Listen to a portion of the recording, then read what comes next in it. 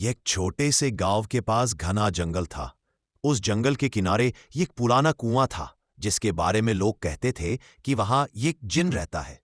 गांव के लोग डर के मारे उस तरफ जाते ही नहीं थे।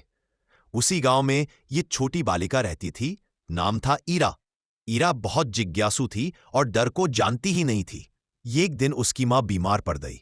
घर में पानी खत्म हो गया था और कुआं सिर्फ वही पुराना वाला ही पास था। डरते डरते ईरा कुएं के पास पहुंची।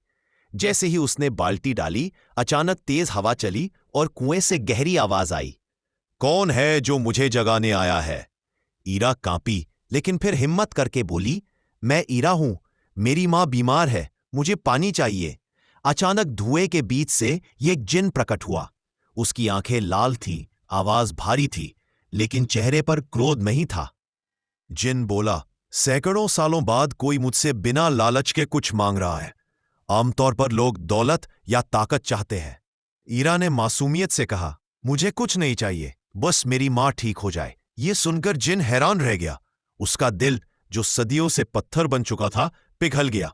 उसने अपने हाथ कुएं के पानी पर रखे और कहा, यह पानी तुम्हारी मां को नया जीवन देगा। ईरा ने पानी लिया और घर चली गई। उसकी मां सच में ठीक हो गई। अगली रात जिन खुद ईरा के सपने में आया और बोला, आज तुमने मुझे याद दिलाया कि अच्छाई अभी भी इस दुनिया में जिंदा है।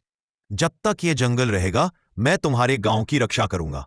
उस दिन के बाद गांव में कभी सूखा नहीं पड़ा, न कोई अनहोनी हुई।